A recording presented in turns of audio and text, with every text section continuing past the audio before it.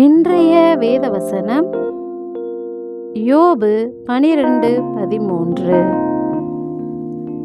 அவரிடத்தில் ஞானமும் வல்லமையும் எத்தனை அதிகமாய் இருக்கும், அவருக்குத்தான் ஆலோசனையும் புத்தியும் உண்டு. ஆமேன். நம் தேவனே வல்லமையுள்ள தேவன். அன்றியும் கர்த்தருக்கு பயப்படுதலே ஞானத்தின் ஆரம்பம் என்ற வார்த்தையின்படி அவருக்கு பயப்படும் பயத்தால் நாம் ஞானத்தை பெறுகிறோம். மேலும் அவருடைய வாயிலிருந்து புத்தி புறப்படுகிறது. அன்றியும் அவரே நமக்கு ஆலோசனை தருபவராக இருக்கிறார்.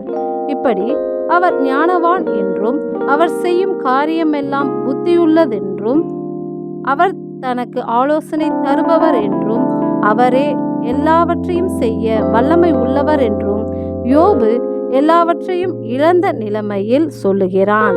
இந்த விசுவாசமே அவன் இரட்டதனையான ஆசீர்வாதத்தை பெற கிருபை செய்தது.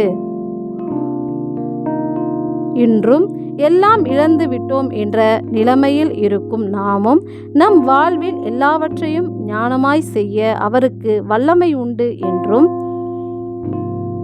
அவர் நம் வாழ்வை வாழ நமக்கு புத்தி சொல்லி ஆலோசனை தருவார் என்றும் விசுவாசிப்போமானால் நாம் இழந்த எல்லாவற்றையும் இரட்டதனையாய் பெற்றுக்கொள்ளலாம்.